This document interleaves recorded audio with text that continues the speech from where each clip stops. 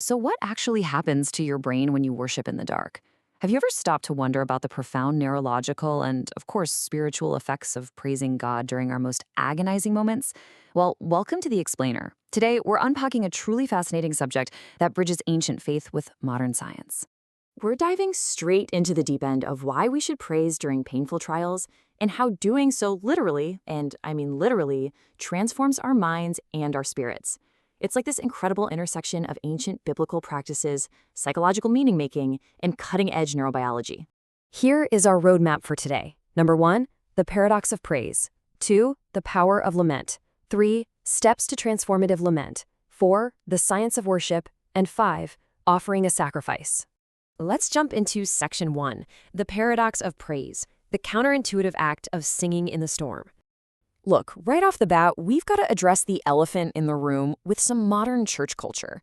This relentless demand for uppy positivity when you're suffering, it can actually cause massive cognitive dissonance.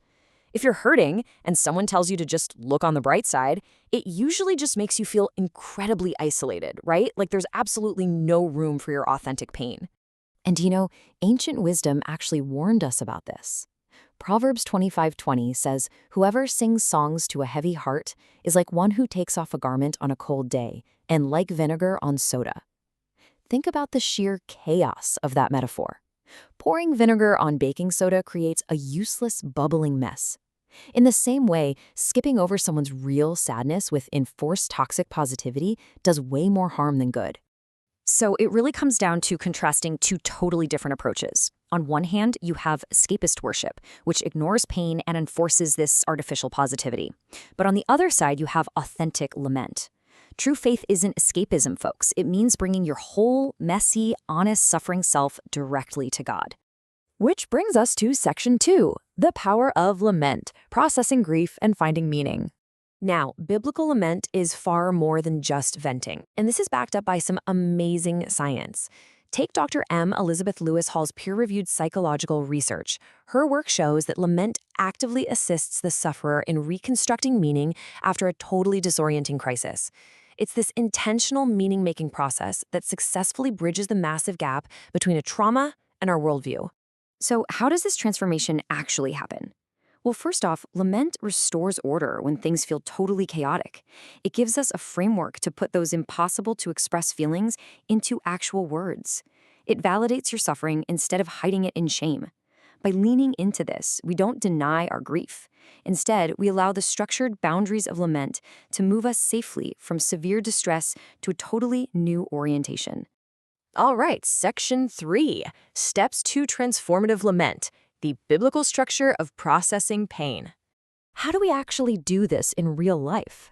The Psalms give us a surprisingly practical 5-step blueprint. Address, complaint, request, motivation, and finally, confidence. Following this very specific trajectory takes you on this profound psychological journey from raw, agonizing tension straight into intimate trust.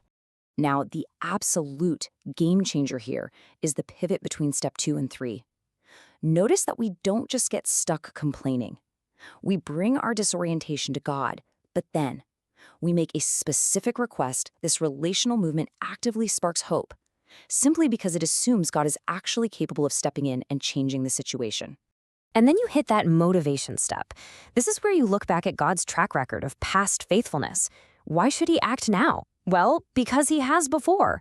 It's like David remembering how God saved him from the lion before he ever faced Goliath. It powerfully forces our focus off of our current overwhelming problem and onto the ultimate provider. Let's shift gears to section 4, the science of worship, empirical evidence of neural and emotional shifts. This is where my mind was totally blown, because this isn't just some abstract theological exercise. Advances in neuroimaging are absolutely stunning here. Peer-reviewed papers, like those highlighted by Dr. Michael Liedtke, prove that repeated practices of worship and prayer measurably alter the brain. Like they literally reshape your neural pathways. It changes your emotional regulation and stress responses over time. It doesn't just feel transformative, it physically is transformative. To put that into perspective, check out this randomized controlled trial from PubMed. They had subjects engage in just 1 hour of direct person-to-person prayer a week for 6 weeks. 1 hour. Not only did depression and anxiety plummet a month later, but those massive reductions, along with a huge boost in optimism, lasted a full year. A whole year later, just from that short intervention. Okay, bringing it all home with Section 5, offering a sacrifice, choosing gratitude as a spiritual weapon. So, with all this psychological and biological evidence on the table, what exactly is a sacrifice of praise? Well, it is a deliberate, intentional choice to worship God when your circumstances are incredibly painful. It means you are sacrificing your right to complain or be angry. And look, that costs you something.